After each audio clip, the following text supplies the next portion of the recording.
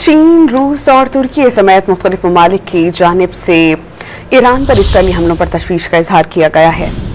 Beijing ने दोनों ममालिक के दरमियान कशीदगी कम करने में मदद की पेशकश की है। महकमा खारजा ने फरीक़ैन पर कशीदगी में कमी के इक़दामात पर जोर दिया। तर्जुमान ने कहा कि बीजिंग ईरान की खुद मुख्तारी, सलामती और इलाक़ाई सालमियत की खिलाफ वर्जियों की मुखालफत करता है। इलाक़ाई कशीदगी में अचानक इजाफा किसी भी फरीक के मफादात में नहीं है। उन्होंने मज़ीद कहा कि चीन कशीदगी में कमी के लिए तामीरी किरदार अदा करने के लिए तैयार है।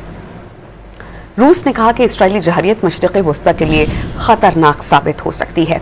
रूसी वज़ारत ख़ारजा ने कहा कि ईरान पर हमले किसी सूरत काबिल बर्दाश्त नहीं।